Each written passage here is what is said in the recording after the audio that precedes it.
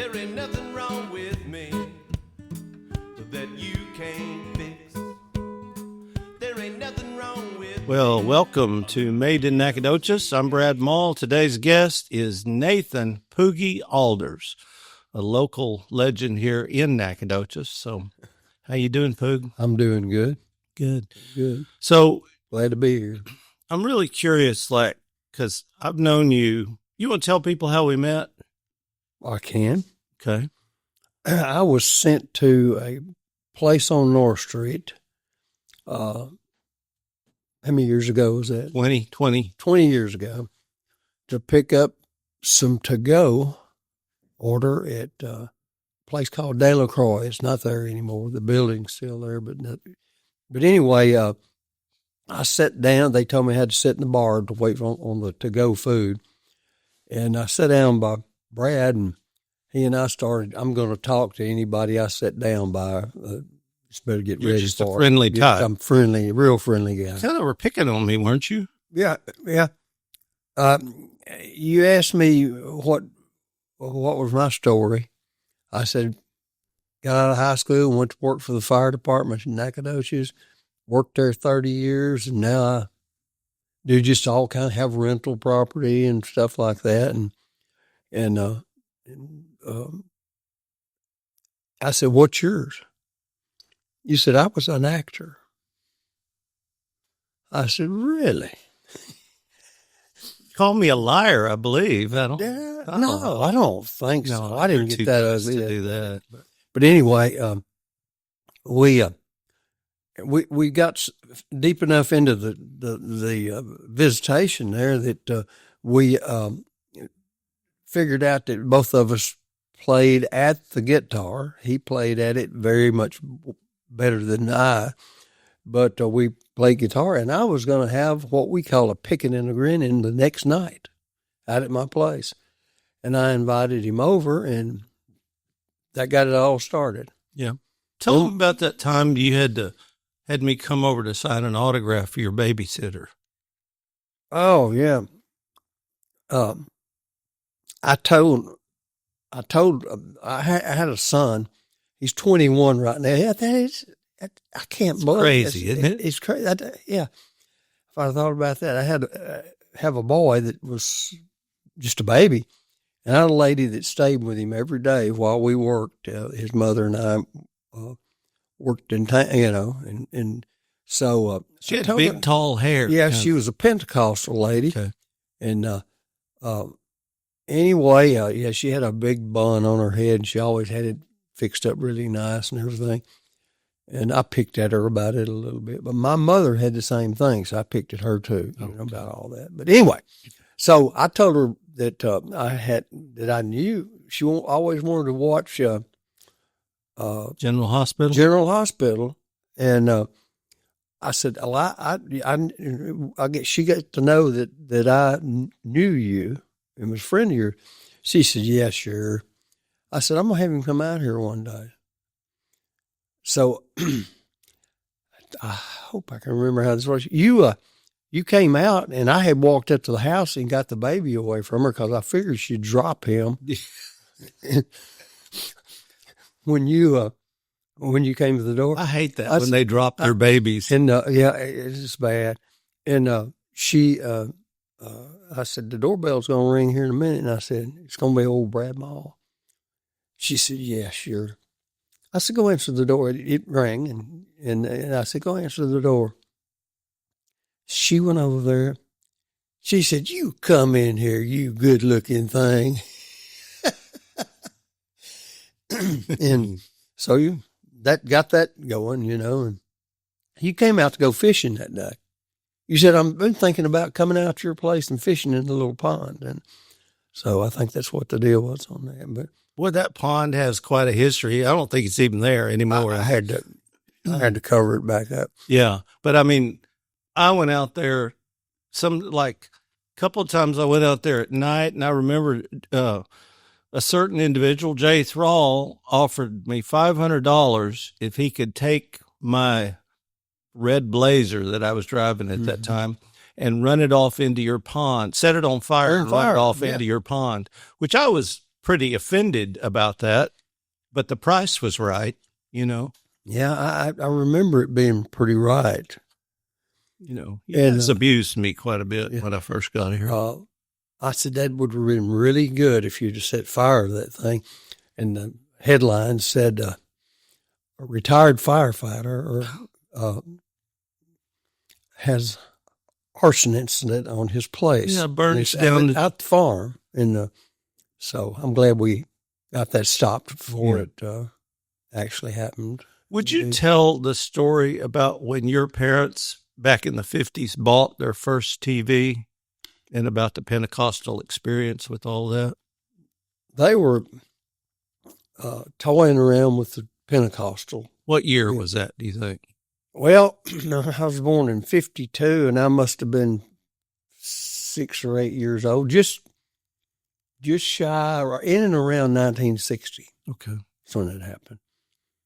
And they had, Daddy had, about a year prior to that, had bought a TV from a Scarborough's TV that was out on 21 East, just before you get to the Loop now.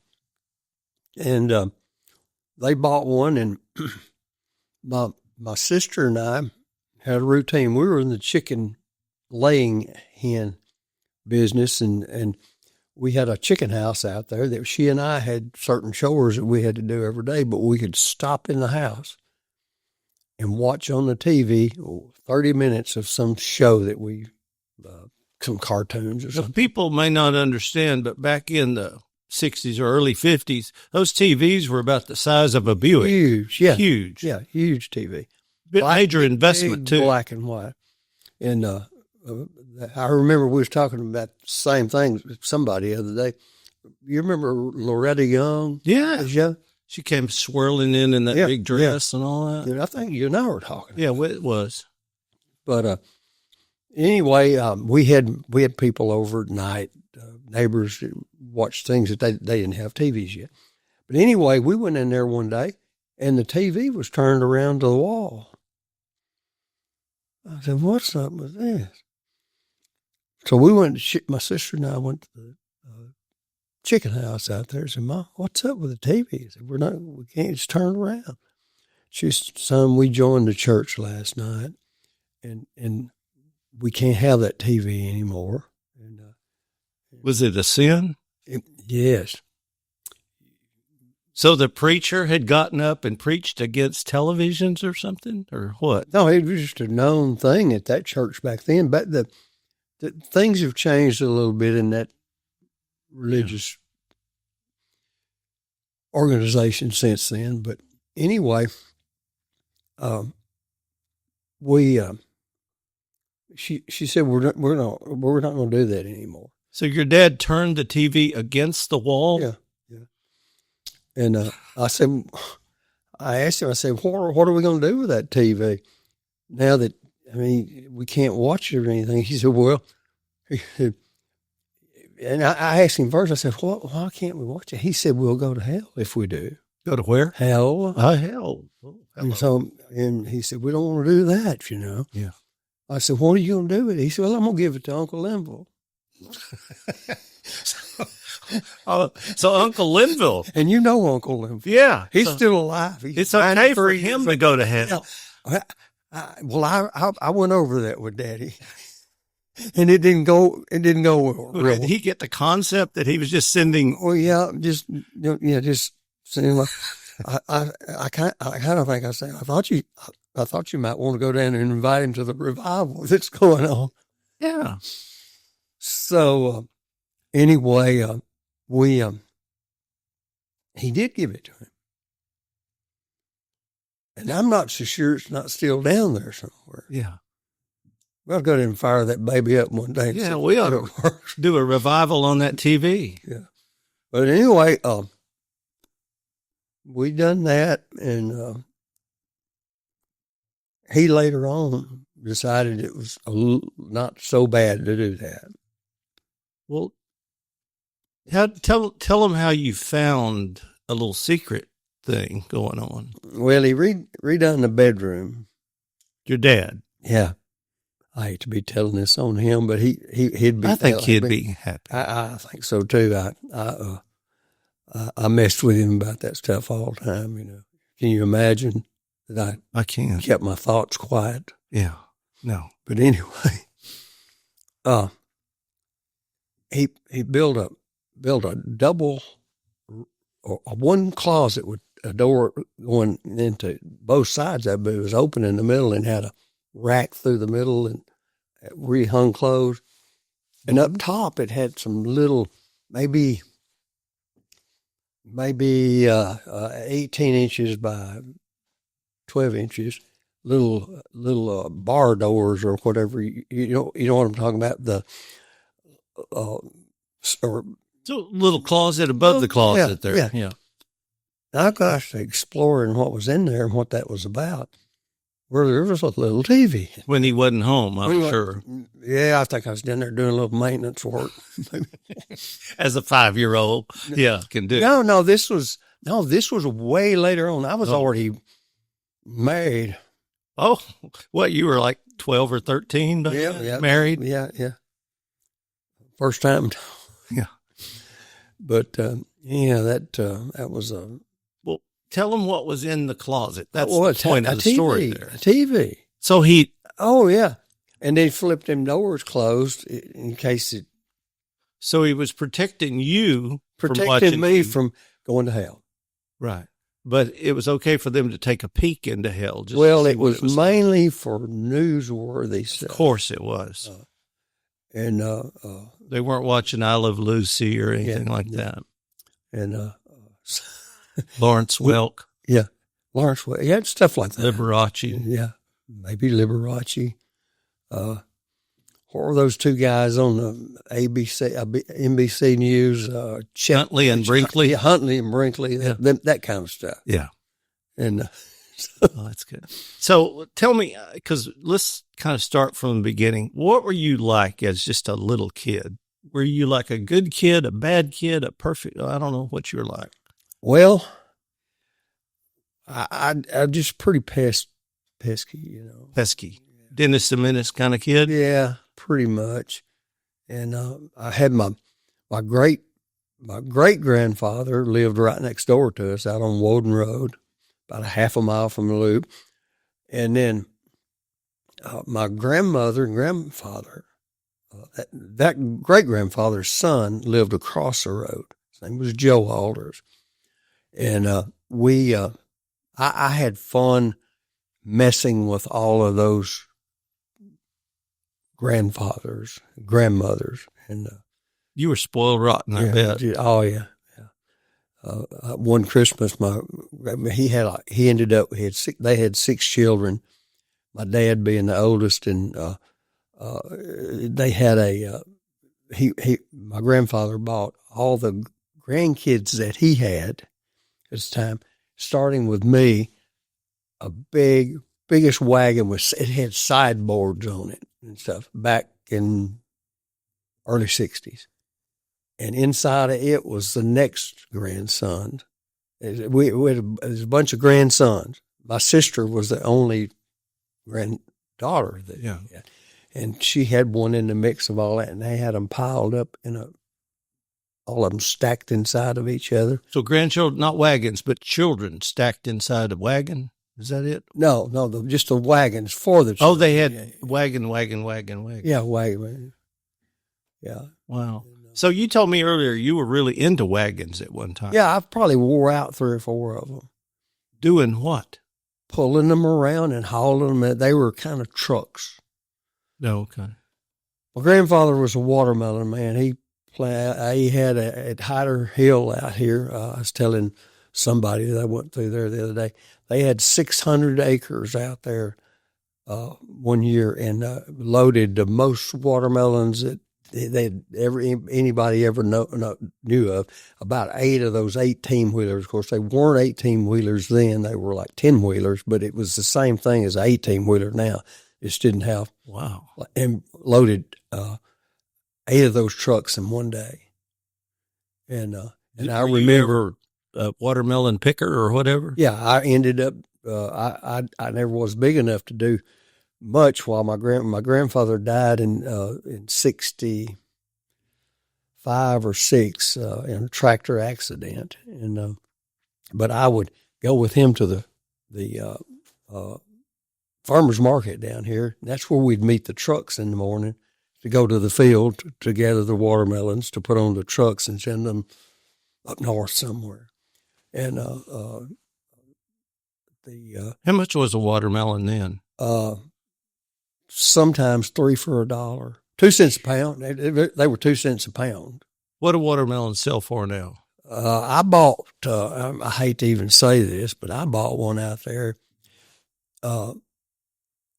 And he was our old buddy at the lake's granddaughter. Yeah, I always talk to people and find. Is that Hollywood? No, it was. It was what was the old guitar picker down at Shirley Creek? George or something. Anyway, she said, "Are you Poogie Alders?" I said, "Yeah." She said, "My father was what was his name?" Anyway, it doesn't make any difference. But anyway, I bought. They don't do them by the pound now. They do them by how big. Just kind of eyeballing them. But I paid like $25 for like 2 watermelons, and one was a big one and one was a little one. Wow. But they were really good. I think they weren't eyeballing how big the watermelon was. They were eyeballing your wallet, maybe. Maybe it was a little thick that day. Yeah. Maybe I hadn't purged it. Wow. So 3 watermelons for 2. But no, I'm talking about early times. Yeah, 3. Yeah. I remember one time I paid maybe 50 cents or $1 for a watermelon, and my mother was like, just couldn't believe I was doing that kind of thing. Yeah. What a foolish thing. Watermelons were 10 cents, 25 cents, whatever. Yeah. But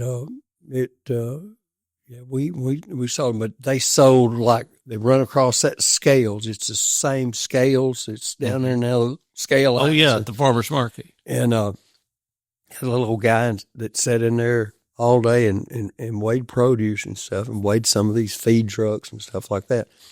But that was fun. I'd get to ride to the field lots of times with the truck and the driver, and that was so much fun.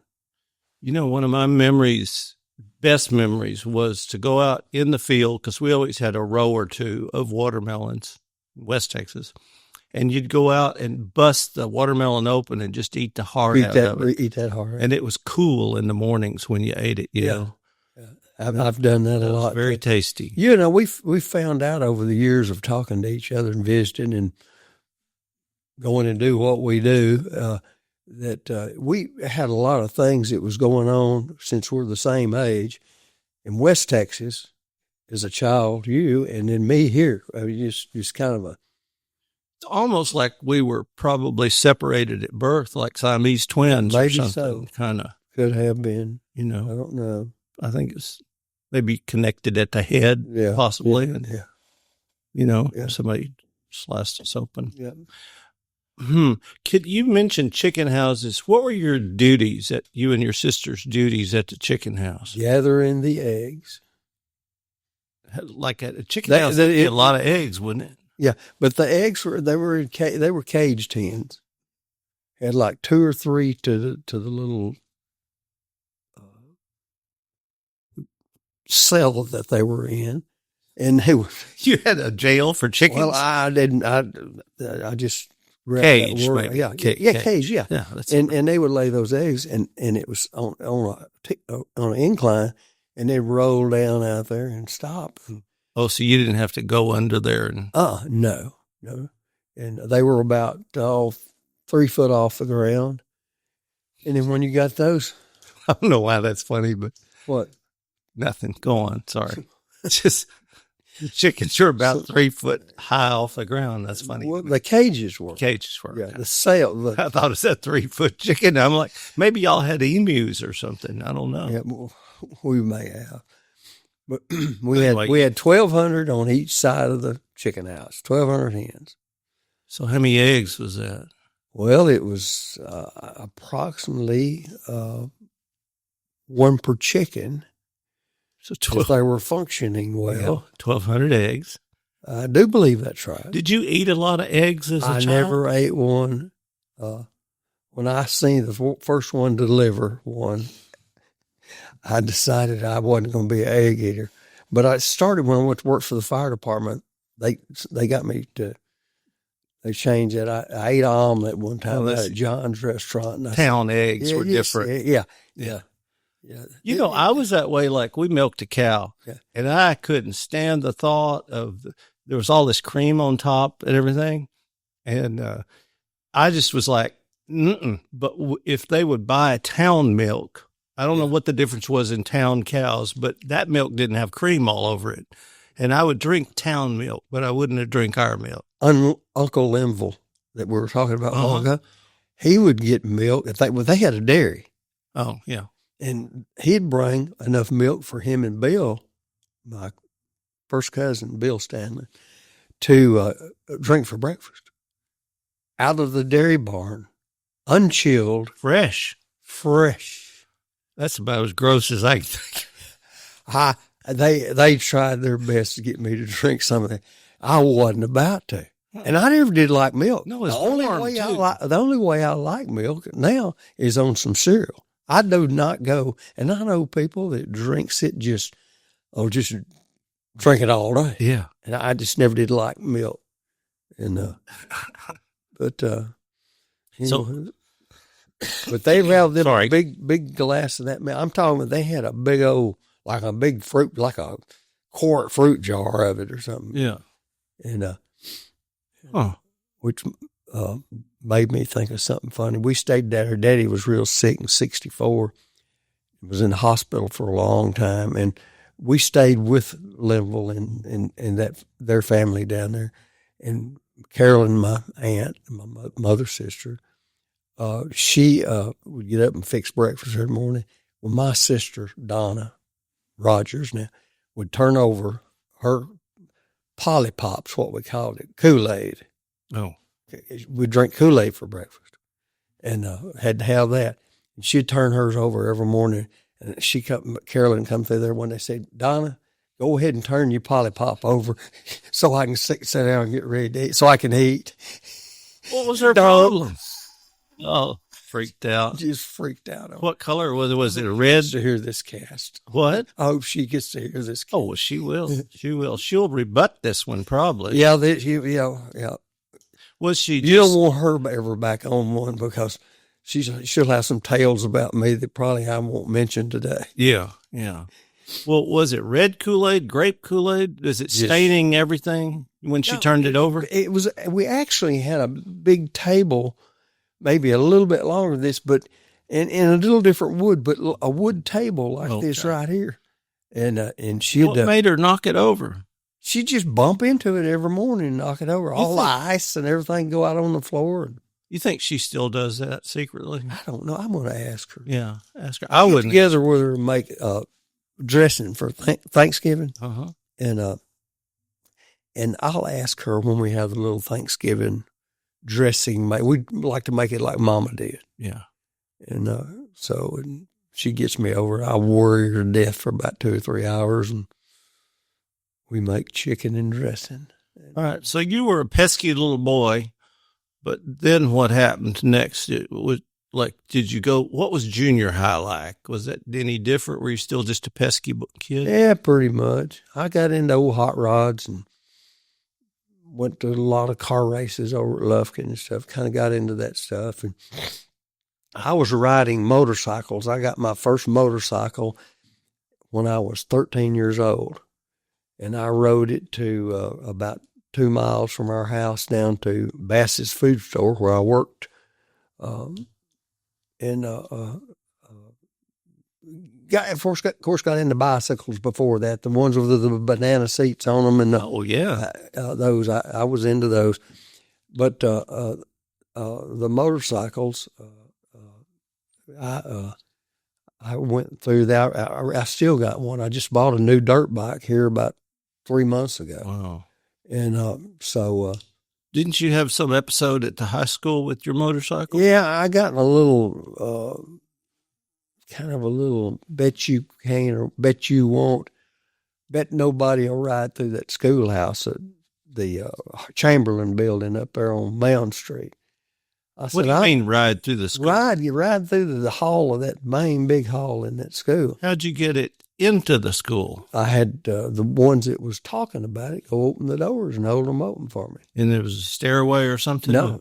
Oh, the stairway. And if you go by and look, say, how did you get up there on a motorcycle? Well, the little old steps on it are about that tall and about that long. So it was a big step going up. And they held it, and I got up there, and it had a little landing up on top of it. They opened the door, and I had to get the handlebars by it. It had a post in the middle of the door, and I got around that, and here I go down the hall. Down the hall. Were there kids and teachers out there and stuff? Yeah, kids. Oh, I got a standing ovation with somebody doing that. It was a lot of fun. What time was it when you 5 minutes till 8. In the morning? In the morning, yeah. And did you spend the rest of the day in school not talking about it? Or no. I got to thinking about it. When I got down to the principal's office down there. Were you still on your motorcycle? Yeah, when I went through the first time. Wait, more than one time? Did you go twice or something? No, I just went once. One time down the hall. Yeah, but I named a street out there in one of my trailer parks, Rowena. The Rowena, I named that after, and I bought that land from. She was sitting out there. I just totally forgot that she was in the world. She was sitting out there signing tardy slips and had students lined up, and like up jumped the devil when I come through there on that thing. And I said, I better go home. I said, I know I'm done busted on this deal. And I don't know why I didn't think anything was going to happen, but I just thought they would just think it was funny, So you didn't get called to the office or anything. You just went home. Oh, I went on out the door and went on out to Mound Street and then went on out to Woden Road and I really gassed that motorcycle. He had them straight pipes on it down to the house down there. And I got down there and Mama was standing on the porch out there. And I stopped at the culvert out there, turned the motorcycle off.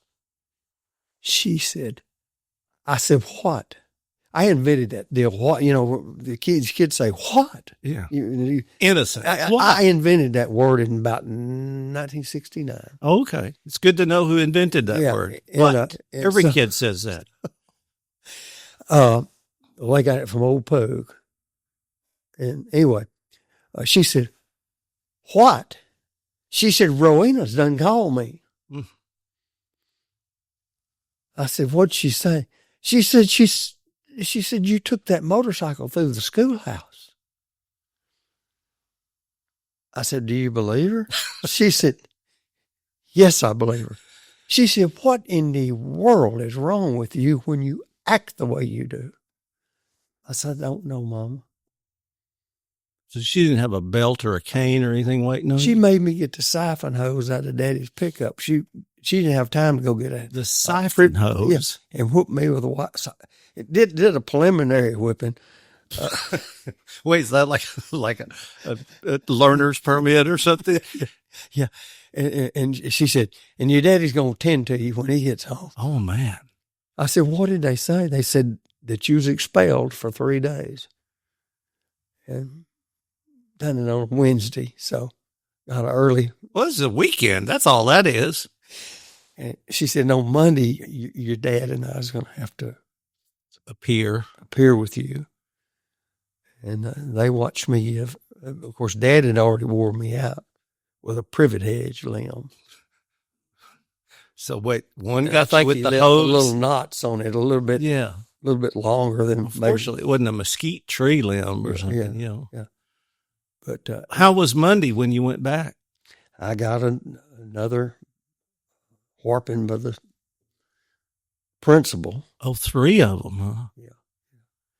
Wow. Mama had a hard time making me stand still on that. Did you do the circle? where you go around her. Yeah, I had a little circle around her when she had that siphon hose. Daddy had a siphon hose behind the seat. She said, "Go over and get your daddy's siphon hose." Oh, that's hard when they make you go get your own punishment. Yeah. Well, he'd make us when he'd Go cut the switch. go cut the switch and stuff. Yeah. Wow. I bet you had like a little cow trail around your mother that day. Little dugout, maybe. Throwing a little gravel out there. Oh, man. So, And sometimes I just fall down when she get through, like she just. yeah, like a hockey player will do, or She'd usually soccer me player. again. Wow. And, Well- Daddy used to have this little thing.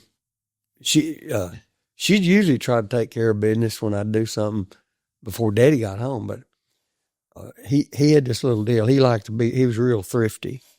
He liked to kick his pickup into neutral and coast it down to the house from that little hill on Warden Road. Just to save gas or something? Yeah. Yeah. Yeah, and he had a little Chevrolet 6-cylinder pickup, a 1960 model, I do believe.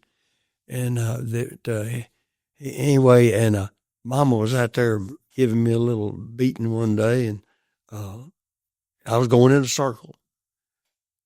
And just as I fell down, and just like she just Killed you. kill me, I heard Daddy throw her up neutral up there on the road. Double trouble. I said the other one's fixing to happen right now. Oh, man. So he got down there. She said, "What in the world did he do?" Was this a common occurrence for you? Pretty much. Yeah. Yeah. How was the rest of high school? I mean, were you better behaved after that, or?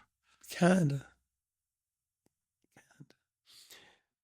I had an old 56 Chevrolet the last day of school. Like 70 or 71. I went up to pick one of my buddies up on Pearl Street. That's when you could, not Pearl Street, Reggae, when it went all the way through it was open through the college, through SFA. Oh, okay. No, you were down there going to school when it was like that. Yeah. And we come back and we got down there and it would, I could bring the wheels up on the front of it. I had this little secret. So there's a bunch of girls there trying to cross the street at Christ Episcopal over there to go to college.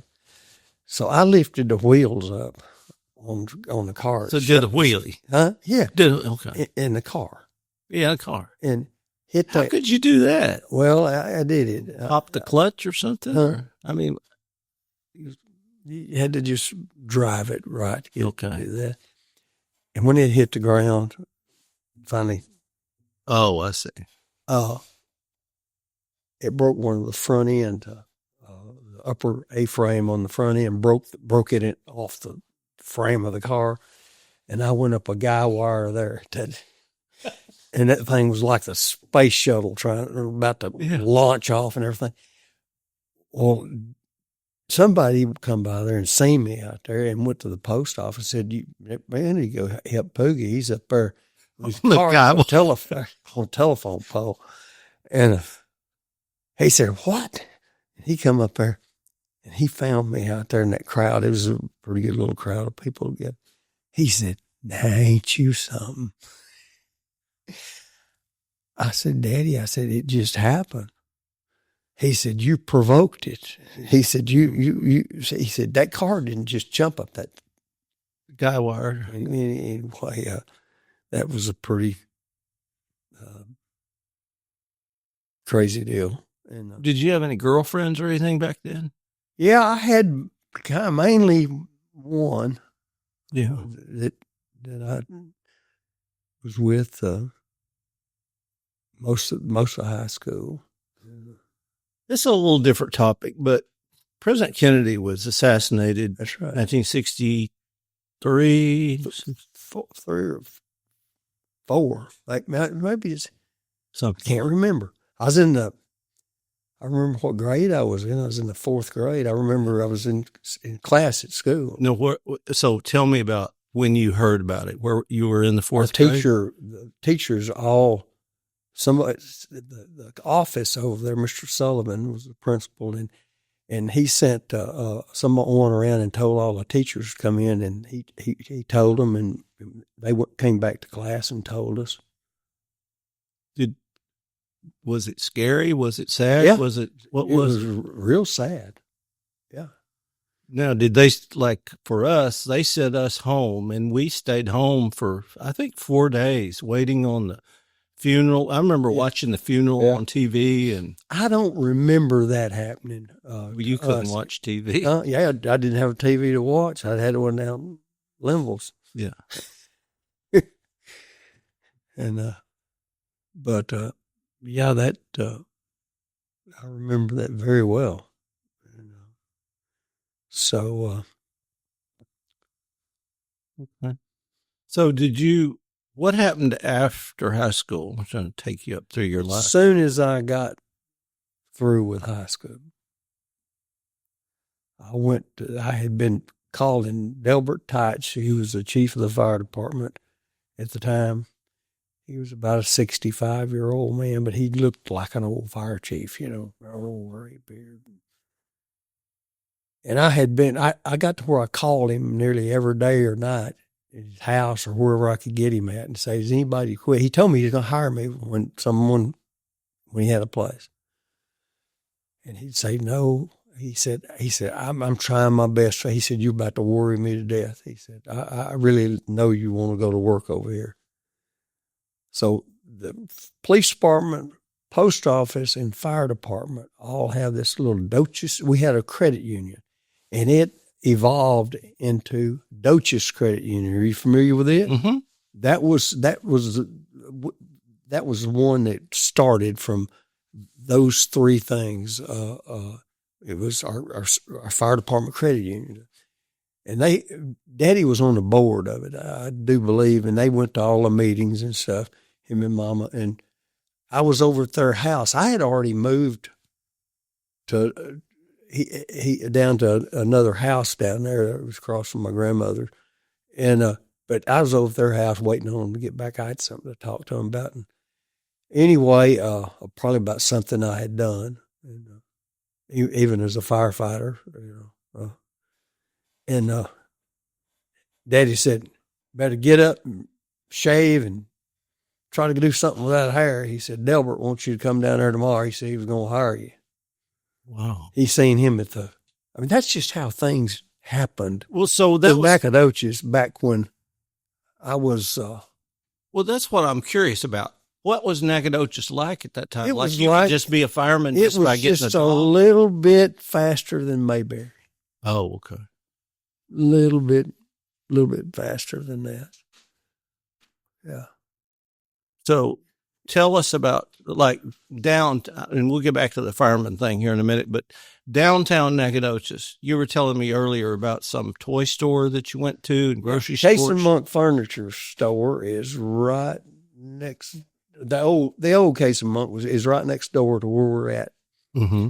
And it had a place called Toyland. It was up on the second floor. And any kind of toy that was known to man was going to be there in the month of December.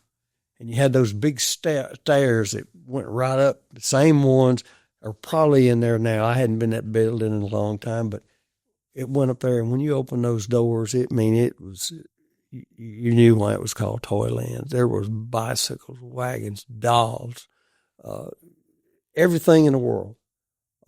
Like magic. Like this is like Christmas a magical place. And all of us that I've ever talked to about that think the same thing about it, you know. Yeah. So when would you go to town, on Saturday or something? Or we sold eggs, don't you see? okay. And we sold them and gave them up. I mean, we had regular customers. The fire department, before I went to work at the fire department, where I went every time I got to help Mama with that, sold them to firemen over there. And then I went to work with some of those guys a little later, you know. But and we'd go in Case and Monk, and we'd go up, and we sold a lot of them to Mize department store, which you know where it's at. Mm-hmm. It's the bottom floor over there of the Mize building. And we sold, and we got a lot of clothes in lieu of money all the time to my mother to buy. We always had real nice clothes. You know, I'd wear them knees out of them jeans, and she wouldn't make me wear them. She'd buy me a new pair of Wranglers or whatever. Did your parents ever do this to you? Like, we'd go in September for school clothes, and they'd say, well, you're going to grow. And they would buy the Levi's like 6 or 8 inches longer than your legs. Roll them up? Yeah, or make you turn them up. Yeah, turn them up, yeah. Yeah.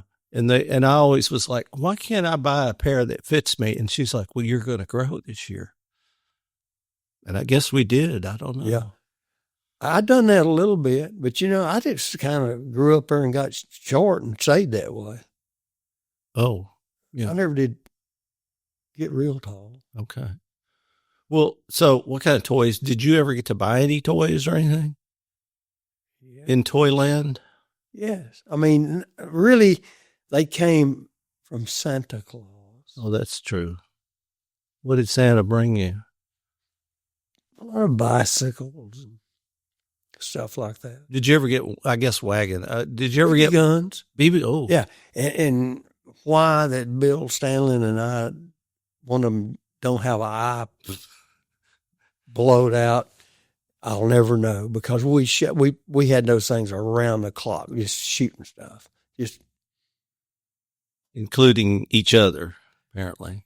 Donna got a shot in her one time, and we don't know who done it in her leg. That's probably still there, I imagine. Now it finally. Can she go through a metal detector or anything today because of those BBs? It'd been a copper detector. Oh, okay. It finally Pried it out, or outgrew it. Yeah. And it wasn't we didn't mean to do that. It just, maybe it ricocheted. Have you ever heard a rat shot? Yeah. In a 22? Yeah, we used to keep it and shot it in the chicken house for rats. I mean, the chicken house. I guess that's why they called it rat shot. Yeah, it is. It's a little bitty, small.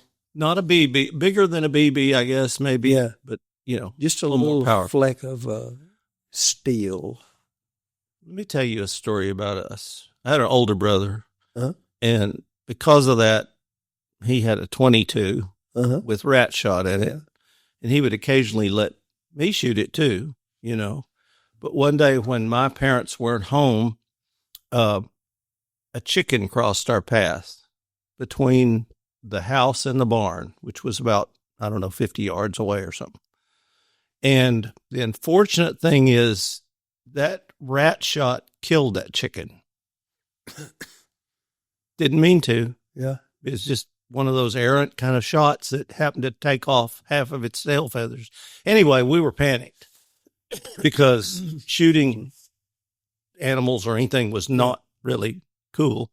And so we buried that chicken right there where it fell over. And we were suddenly not guilty anymore. Nobody knew nothing. Parents came home from plowing and doing whatever they did. Nothing going on here. Everything's fine. Except that when my mother, they called going out to do the workup, which was you left the house about dark and you walked over to the barn and to milk the cow and to feed things and stuff. And when she walked halfway across the yard or across that ditch where we went to the barn, the dogs had dug up that chicken. Oh, my goodness. And she came back and she goes, I found a dead chicken buried. The dog done it. The dog. And we were like, and she just kept looking at us for the way mothers can do that. They just kind of look at you, and you're like, you say what? I'm sure we did. What? Or done the, I was the always equivalent of what? I was a sweater, even as a 5-year-old or 10-year-old, I'd sweat. So, I just was completely guilty. And she's like, so you're telling me that chicken just fell over with metal in its bottom and the dogs buried it? I'm like, they do the dangest things, Mom. I could just hear it. Anyway, we finally confessed And we didn't get in trouble, but that was a horrible day of learning about doing bad things and trying to cover it up, being guilty, chicken killers that we were. Anyway, just thought I'd throw that in there. Yeah. Part of our twin life here. Yeah. Yeah. All right. So did you go to the military? Yep. Went to the Army for a while. How was that? Ended up in reserve. It was okay. I went to Fort Knox, Kentucky. Did you see any gold there? No, but that's where the gold is. Guard duty around that place. Oh, you did around the Fort Knox? Yeah. And wow. That's cool. But were you a fireman at that time? Still? I went to the fire department, and then I left there till I got through with that and got back down here and went back to work there. Yeah. Save up. So you were talking about how it was different to get a job as a fireman back then. You just bugged the fire chief until he gave you a job. Yeah. Did I he never even put an application in. He didn't like take you through an obstacle course or make you climb in a building or anything like we that? had to do that when I got hired the first time in 71. But we didn't have to do any of that. But then in the mid 70s, things got to kind of being a little more professional, And so we all went to, they had some instructors here in Nacogdoches, some guys that went to instructor school that was very capable of teaching fire training. And they got us all our certifications. Yeah.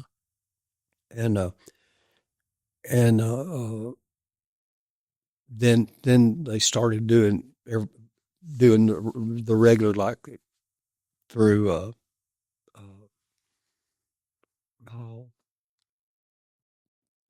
College Station. I can't call it right now, but anyway, through a college. Fire school, A&M, something like that. A&M Fire School. Yeah. You were Aggie firefighters? No. Okay. You just certified there. Yeah. Well, I was certified from the first round of it. Yeah. I'd been there long enough to. Do you have any memorable fires that? Yeah, I do. About 2 weeks before I went to work, down there at the bridge where there was I think it's a garden that everybody can. The Master Garden. Master. Yeah. There was a plant right there called, I can't call the name of it right now, but it burned. It was a chicken plant or chicken processing plant. Processing plant, yeah. And I stayed down there all night watching that and everything. And then during the time I was a firefighter, the downtown here across over there where Commercial Bank is and down through there burned nearly that whole. It was an arson fire. Wow. Was that a movie theater or something, or is that a different fire? That's a different fire. Okay.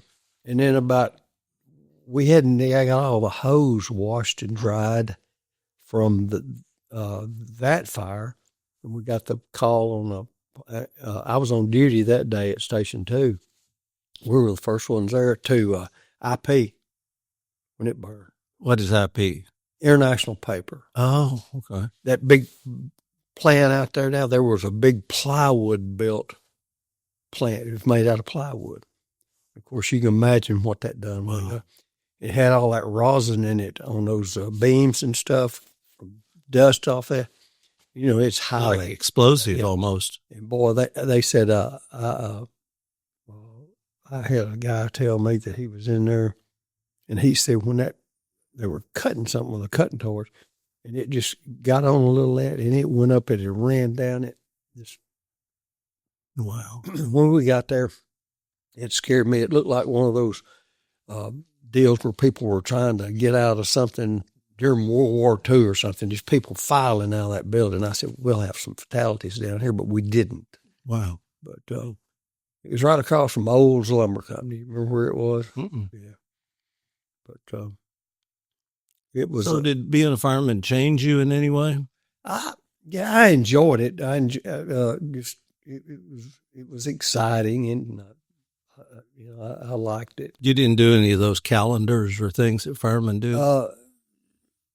No, Okay. we didn't. They didn't do a calendar. Okay. I got a. But I mean, you got were a kind of like grandson. celebrities, though. I mean, firemen are kind of. I got a grandson. It's Mr. Some month down in the Woodlands down there in that area. He's Mr. Some Month right now. Yeah. Okay. I don't know what it is. I've got it hanging. It's hanging in the music room at the farm. Yeah. Yeah. I got the calendar down there. And what does he think about that? Is it kind of funny to him, or? yeah, he's kind of he don't talk much. And Yeah. I said, I sure like that I like that boy on that calendar. Thank you, Paw. Okay. Well, personal life. What all's gone on in your? Well, matrimony hasn't been a big calling. Well, I was kind of hinting at that, but I didn't. But some things we're good at, some things we're not. Yeah. Early on, that didn't work out real well, and I got 5 great kids. Well, it worked out great. You have great kids. Yeah, and they try to help take care of me. Yeah. Well, speaking of taking care of you, when COVID hit, which was 2020, you got sick, right? Mm-hmm. Can you tell me, like, when was it and what you felt like, what was going on? It was 3 years ago, whenever Father's Day was. Okay. Father's Day is the day I got to Dallas. I started getting like a cold. Here in town. Yeah, here in town. And my wife was at she was at Dallas at the market for her store, Hallmark store. And I woke up one morning and just couldn't breathe, like about 3 days into that cold, which could not breathe. And they took me down to, my father-in-law did, Alvin Stanley, and took me to the emergency room. Here in Nacogdoches. At Memorial, yeah. And they checked me all day and everything. They said, we got to get you to they said, something, you've got pneumonia real bad. So they didn't even know what you had. Did COVID even have a name or whatever? Got COVID, yeah. And they tested me and they said I not only had pneumonia, but had COVID. So they took me to medical center because the 2 lung doctors that were in Nacogdoches, a man and a wife, I can't think of their names, but anyway, they were out of pocket. They weren't around to do anything. So they took me to a medical center. And I got up there and my O2 saturation, the little thing you stick on your finger, it was getting lower and lower and lower all the time. And people may not believe what I tell you, but the last time I seen it, it was on 66, and it's supposed to be up 97 or 98. Yeah, 97. Yeah. So Tammy got back to Nacogdoches, and she came in there, and Dr. Whitley told her, he said, this man has got to be put on, we don't know exactly all what his problem is right now, but he's got to be on a ventilator now. Yeah, I'm talking about there's no wait, let's see. He's got to be on it now. She said, well, he didn't want to ever be on. There was so many horror stories about getting put on a ventilator back then. Right. This was kind of midway through COVID. Kind of the worst of it was over, but still people were. And she said, And I remember just hearing them. I couldn't move, and I just was on, or meant to, thought I did. And she said, let's do it. And that's the last thing I remember for like probably two weeks or so. And they kept me up there for four days and nights. And Dr. Pokla had a friend at Baylor in Dallas, and he said, I want a room for my patient and a friend. And he said, I need one. He wanted one that was on a, I can't remember what it's called, but it's a heart-lung machine part of the hospital. Because he said, I want to keep him alive till we can figure out what is or what was wrong with him. So they still didn't know what all. They never did have to put me on that machine. And by the time I got to Dallas, I started getting a little bit, steroids started to kick in. Well, I got to doing a little better there, and I was just in and out, just crazy as a Betsy bug, just. So were you on the ventilator? And no, they took it out by then. So you were on it They put me on the ventilator in and around a week. Okay. And so in essence, you were kind of dead, sort of? Yeah. I mean, and yeah. I tell everybody that kept me up there and didn't ever die, so he sent me back. Yeah. But, oh.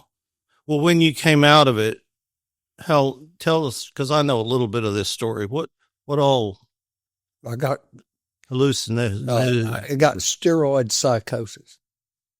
I never heard of that. Well, it's basically went and go crazy on steroids, just overdosed on steroids. Right. They were just pumping everything they could think of, trying to find something to keep me alive. And I'm certainly glad they did. But it put some trials and everything on my sister and daughter, Melody, and my Tammy. Yeah. So tell us about some of because these things, hallucination, your brain can do crazy things, and you thought they were absolutely real. Yeah. Oh, yes, they were. You were telling them, like, this is the truth. This is where I've been. This is what's happened to me. That's right. What? I was at some place called Bull Shoals. Bull Shoals. Okay. I had never heard of it, but maybe I had to have heard of it because there is a Bull Shoals, but it's not near. I've never been close to it, but I thought that I was there, and that I was in the back of a tire store gas station. That's where my room was. So when you were in the hospital, that's where you thought you were? I was, yeah. I could see tires hanging on the wall, all kind of tires, and the air thing on the wall over there. And one of those was kind of funny. Now it is, but they needed somebody to come in there and talk to me that knew me, that was close by, that wouldn't have to, like you'd have had to come to Dallas, or Lonnie Tatum, that I worked at the fire department. Firefighter. Yeah.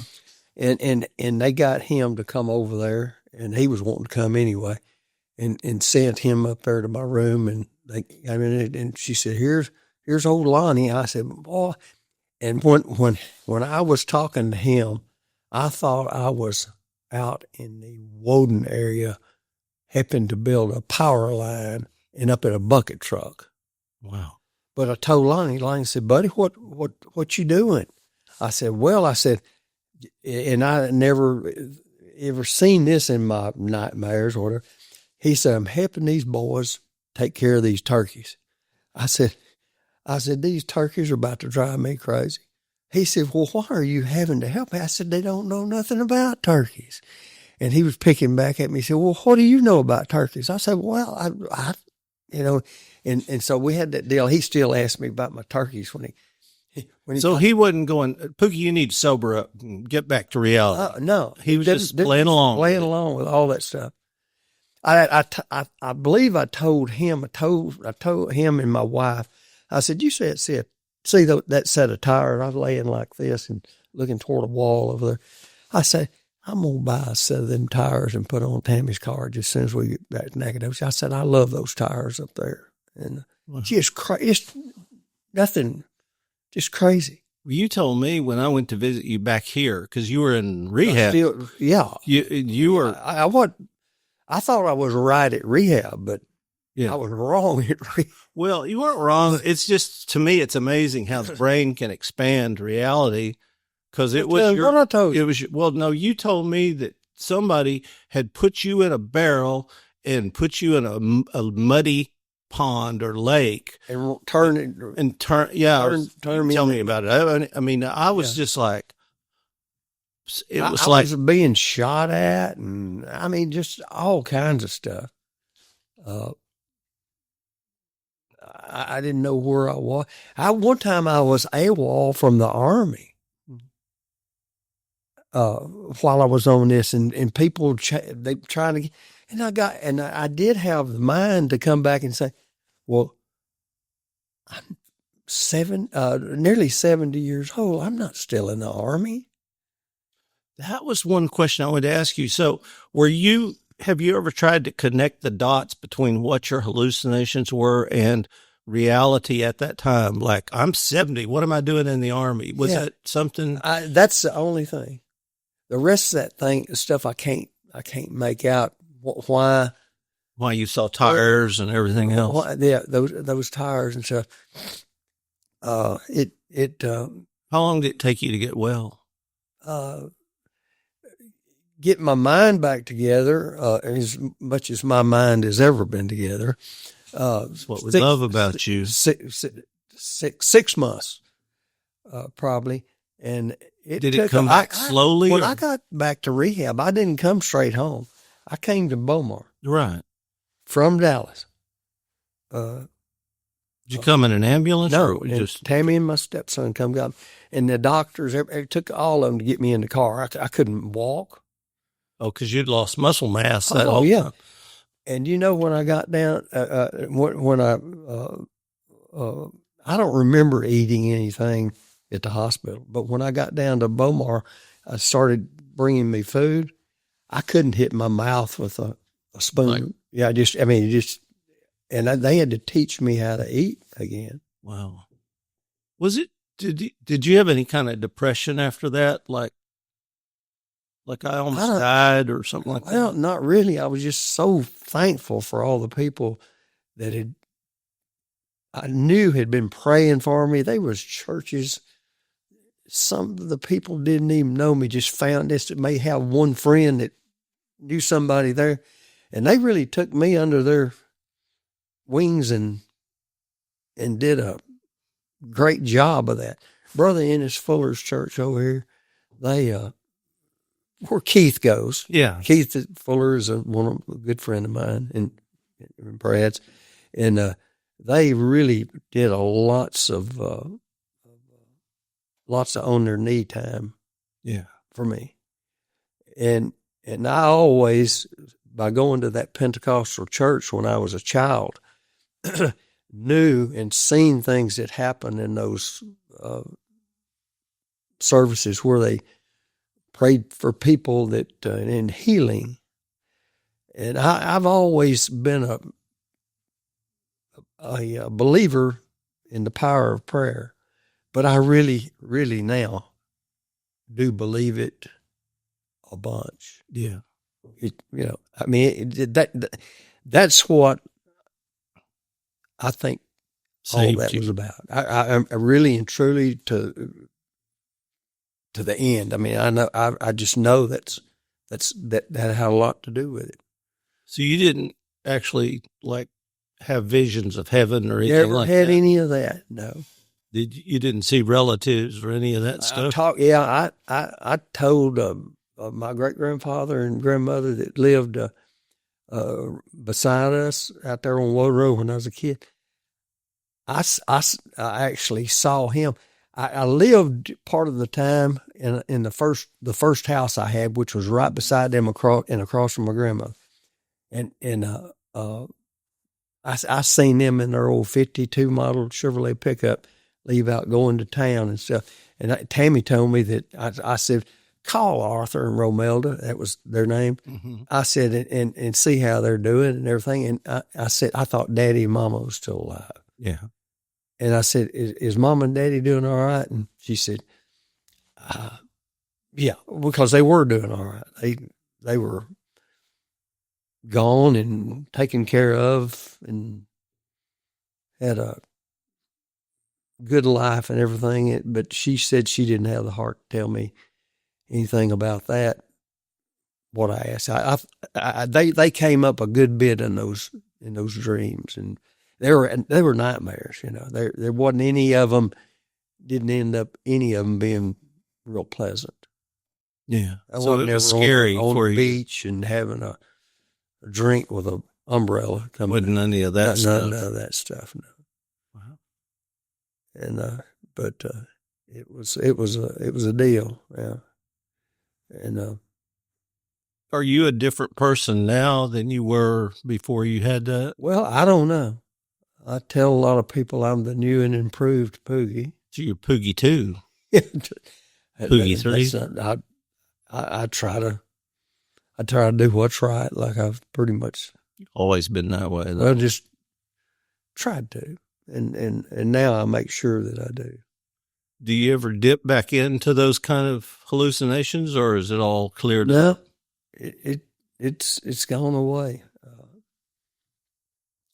I have some crazy dreams sometimes, but they're just old ones that I had. Yeah. I've been gone from the fire department since 2001, and I still have dreams or whatever you want to do. They're not bad, but that I'm working at the fire department again. And every time I ever have that dream, we get a call and I can't find my turnout gear. And I talked to somebody the other day that said that they had that same deal. Yeah. I think that's a common thing, not that particular dream, but the type of dream it is, where you don't know like as an actor, you're on stage, but you don't know the words to the scene or something. You're just up there frozen, real frustrating kind of thing. And I'm running around. It's always at this central fire station over here is where I'm working at. And I worked there probably 14 years of the 30 that I worked at that station in two different times. I went down there and stayed about 8 years of when they hired me, stayed in that station. And then they moved me out to 2 because that was my end of town. I really knew that side of the town real well, and knew a lot of the people out there and that helped out. And, they could say, go to, such and such's place out there, and I'd know where it was at, but I'm pretty hooked into Nacogdoches. I know a good little bit about it. I can go down these streets and nearly about tell you what's all used to be in these buildings and stuff, and I enjoy being that way, So you said Nacogdoches was like a little bit bigger than a Mayberry or whatever. Yeah. At the time. You need to get that? No. I need to cut it off. Oh, sorry. Okay. That's all right. That's just modern days. So is it still just a little bit different than Mayberry, or has Nacogdoches changed? What's the spirit of this town? This college makes it change a bunch, and in North Street's twice what it used to be. Do you remember it when it used to have those big Dietrich Rolf Victorian kind of homes? Yeah. What was that and like? Most of them are still around, I think. I don't know. You may have some stuff on that to where you can tell me that it's not, but well, it's funny how your brain works, because in my head, when I was here, the trees touched each other in the center of North Street, and there were big old houses like the Haley's law firm is now, those big giant mansions. but I don't know if that's really what it was or if it's just my imagination. I mean, because I went to Top Chef. Was that what it's called? The Top Chef Burger or something? What was it? Burger Chef. Burger Chef. Yeah, where the 25-cent hamburger. I thought that was the best food I had ever eaten. And it's there where Slutsky's or something. Yeah, that's the old building. Yeah, I remember that very well. Probably our paths crossed and we didn't even know. Yeah, we were in the same vicinity when you were down here going to school, and I was working for the fire department, just hooping and hollering and carrying on my days off. Just wow, had a pontoon boat early on, and we'd go to the lake on the weekends. It'd be a boatload of firemen or. Did you go to the island stuff? We'd go over to that island over. We invented that island too. And that island's not there anymore. No, it's not. I promise you. I went down and looked the other day. Now, was that a hallucination or did it exist? It was there. Tell them about that time you took me and I swore off of getting in the water there. Do you remember that? And kind of well, just because Brad, I'm a little more he's scaredy than you are. I said, come on, it's not going to hurt anything. I said, there's no alligators out here or anything. Get out here and let's stand out here and drink a beer in the water. And yeah, but a baby wipe floated toward me. A baby what? A baby wipe floated toward me while I was out there. I think it was loaded too. It was loaded, and I literally not Jesus, but I walked on water to get out of that water. Yeah, you come out of there. Yeah, come out quick. Yeah. People were running in zigzag thinking I was an alligator. I decided after I've seen you get out of that water, you could probably barefoot ski. Yeah. And then I remember one day, because you were my source of fishing pretty much. Yeah. You and David Stallings, I guess. But I remember one day we were on your pontoon boat, and this is my version of it, but you were like going to put the anchor out, and you swung it around your head and threw it out there, except it wasn't tied off, and it just went into the lake. Do you remember that? Yeah. Nice anchor. Yeah. And I knew exactly where it went. And you weren't were you supposed to tie it down? No, I had nothing to do with it. Oh, okay. Well, but what I remember is that I was like, okay, I saw where it went. It's right over here. And you were like, no, Brad, it's right over here. And there's no right over here. Apparently not. Yeah. And we got back to the campground up there, and I was still griping about losing argued for years over it. And a couple of guys there, we stopped talking to them. I said, I got one, I bet you, that you could use for that pontoon. He gave me one right there, just exactly like the one wasn't that a proof in the power of prayer? Yeah. Right there. Yeah. So you're over there praying while I was griping about it. A little bit. Yeah. Well, I'm glad you did. I still got that anchor. That's amazing. And that other one's still in the bottom of that lake down there. So if it And gets it's very gone. much lower, we'll be able to go down there, walk down there and get it. And get that anchor. Because the water wasn't real deep there anyway. That was up in the flats up there. And it's close to the island, actually. it was right by the island. It's amazing. Do you remember the day that those pirates in that pontoon boat were chasing us? I was thinking about that the other day. You should tell them about that before we go. Well, we had another pontoon boat, and they were gesturing us a little bit. Aggressive, I think. Just kind of, and we kind of got to doing some things back and forth to each other, and they all ran to the front. Well, we were racing, weren't we? Yeah. And trying to give us the moon or something. Mm-hmm. And the front end of their boat went down. Because they all ran to the... They were a little bit large to be running to the front of a boat. They eating a lot of eggs in their life. Yeah. Maybe a little bacon with it. But anyway, their coolers all floated off the boat, and it was funny. We knew them, so we went back and helped them and everything. It was just... They lost all that beer, though. Yeah. Just funning each other and everything, but it was a lot of fun. So in that same area now is a cooler, a lot of beer, and an anchor that we know of. Uh-huh. That was pretty funny. And, We wasn't not that long, race. it'll be antique beer. Yeah, yeah. And a lot of it wasn't opened, Yeah. you know, so interesting. Well, I think you got anything else you want to add? Because I think we're about to wrap up here. Okay, that'll be good. And I always got so lots of stuff to talk about. So we're going to have to come back and talk with you anytime. Good. I appreciate it. And I appreciate your friendship all these years. I have too. You've been a great buddy. You've helped me out a lot of jams and stuff. And, someday we'll talk about driving your Trans Am T-top with a baby seat in the back over to Hosack. Yeah, over to Hosack and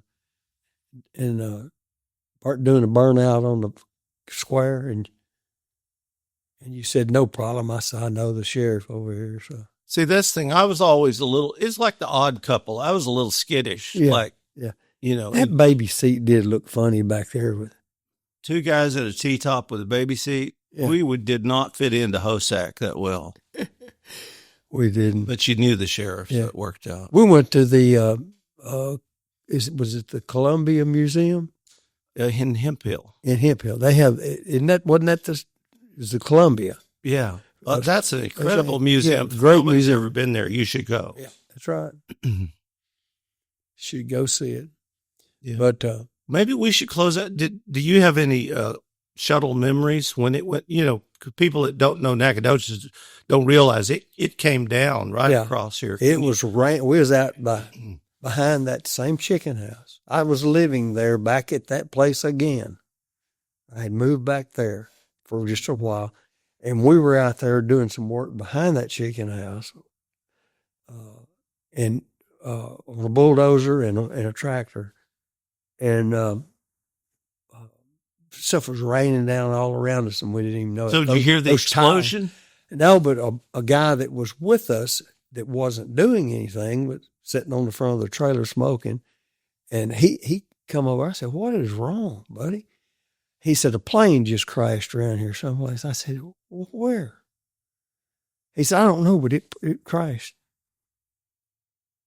I said, "Okay." He said, "I heard it." And then that gets into a big, longer story than that. But that was he called the fire station and talked to the chief. And I think the chief was Rusty Sanders back in. He said that was just, hadn't even had any information out about it crashing at the time. He said that was probably the sonic boom of the space shuttle that just landed in Florida. Yeah. And he would come back over and sit back down, went back smoking.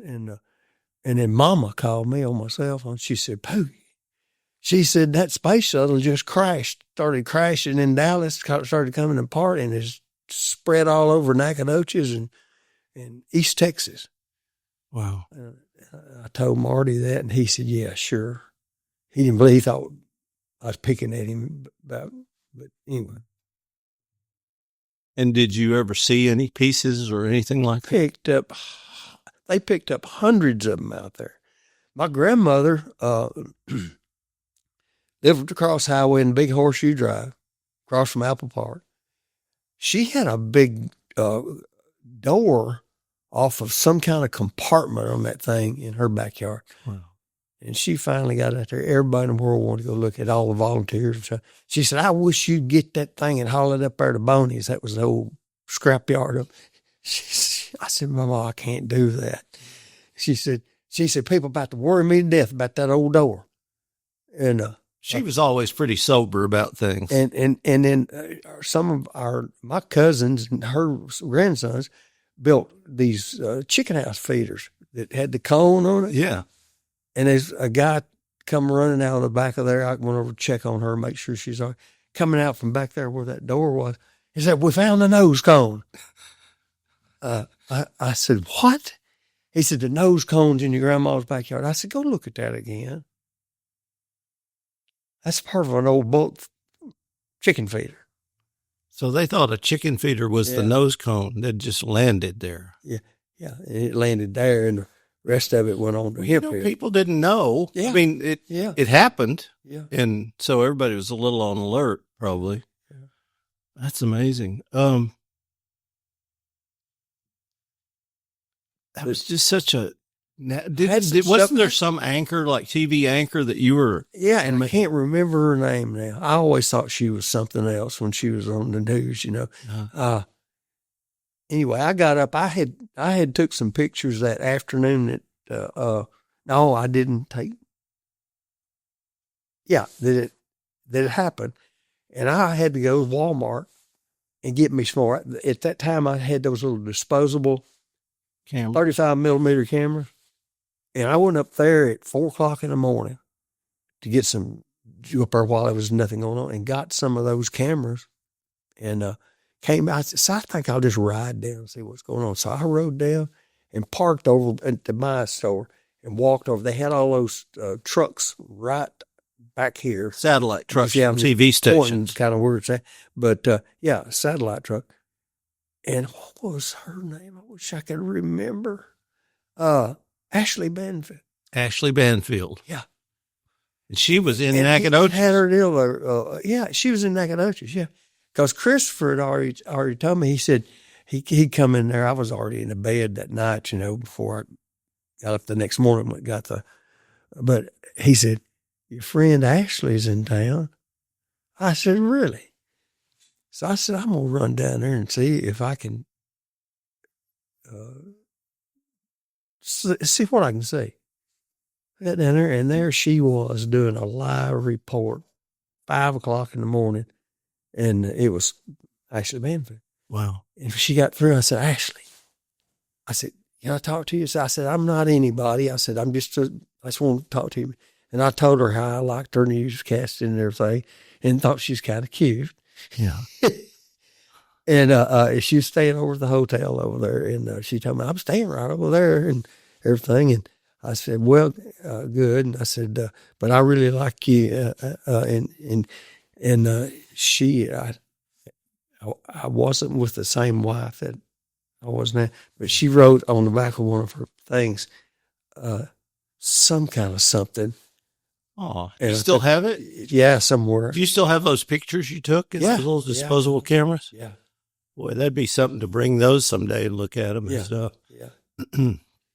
Got a lot of pictures of fires, and I've got thousands of pictures of fires. I have a photograph of you gave me one time that's you in overalls with a big old catfish over your shoulder. Yeah. It's halfway as big as you were. Yeah, I've got it hanging in the music hall out there now. Yeah, it was a Opelousas catfish. Yeah. And Mama said, I don't like that picture of you. I said, why? She said, it looks like by your eyes that you had too much beer to drink. Oh. I said, no, Mama, that ain't what that is. And that fish had flopped on my overalls and got them wet. And she said, look there, you peed your britches too. Made in Nacogdoches, ladies and gentlemen. Nathan Poogie Alders. I'm Brad Maule. Thank you. We'll see you soon. There ain't nothing wrong with me that you can't fix. There ain't nothing wrong with me a little TLC can't lick. I got last year's body, a couple of dents, but there ain't nothing wrong with me that you can't